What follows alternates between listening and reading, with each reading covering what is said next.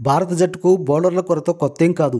నాటి కపిల్ దేవ్ కాలం నుంచి నేటి బుమ్రా దాకా ఎవరో ఒకరి మీద ఆధారపడడం, ఆ బౌలర్ కాస్త గాయాల బారిన పడితేనో, ఫామ్ కోల్పోతేనో మిగతా బౌలర్లు చేతులెత్తేసి సిరీస్ల్ని ఐసీసీ టోర్నీలను జారవిడుచుకున్న దాఖలు కోకొల్లలుగా ఉన్నాయి. బ్యాటింగ్లో ఎంతో మంది మెరాకిల్ లాంటి ఆటగాళ్లు వెలుగులోకి వస్తూ దిగ్గజాలను సైతం మరిపిస్తున్నప్పటికీ బౌలింగ్లో మాత్రం ఆ లోటు స్పష్టంగా కనిపిస్తుంది. గత దశాబ్ద కాలంలో బుమ్రా, షమి వంటి బౌలర్ల పుణ్యమా అని ఆ వేదన కాస్త తగ్గినా వీరిలో ఎవరు లేకపోయినా ఫలితాలు జట్టుకు అనుకూలంగా రావడం లేదు.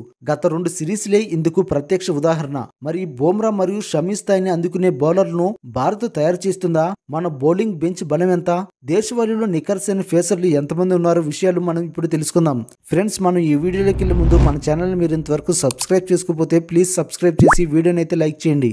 ఆసీస్తో బుమ్రా ఒక్కడే 5 మ్యాచ్ల్లో 32 వికెట్లు తీస్తే సిరాజ్, ప్రసిద్ధి కృష్ణ, ఆకాష్ దీప్, హర్షిత్ కలిసి తీసింది 35 వికెట్లే.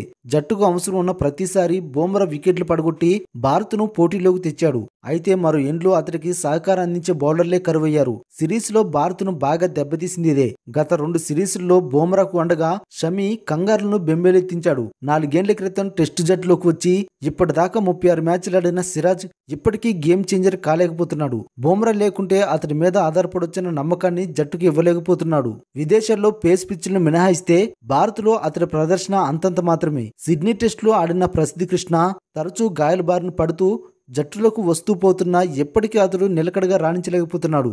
ఆకాష్ దీప్, ముఖేష్, హర్షిత్ వంటి బౌలర్లకు అంతర్జాతీయ అనుభవం తక్కువ. సేనా దేశాలుగా చెప్పుకునే సౌత్ ఆఫ్రికా, ఇంగ్లాండ్, ఆస్ట్రేలియా, న్యూజిలాండ్లో వీరిని పరీక్షించలేదు.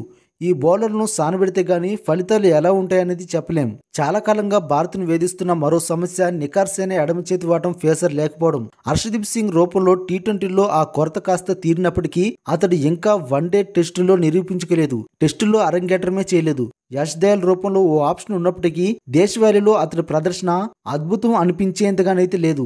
ఇప్పటికే జట్టులో చోటు దక్కించుకున్న వారితో పాటు దేశవాళీలోనూ బుమ్రాను మరిపించేంత ఫేసర్ కనుచూపు మేరలో కూడా కనిపించడం లేదు.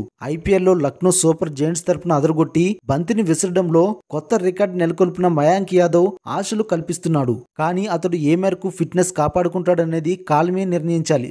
ఆవేష్ ఖాన్, ముఖేష్ చౌదరి, మెహసిన్ ఖాన్, ఉమ్రాన్ మాలిక్ వంటి యువ బౌలర్లను సానబెట్టి వారికి తరచుగా అవకాశాలు ఇవ్వాలి.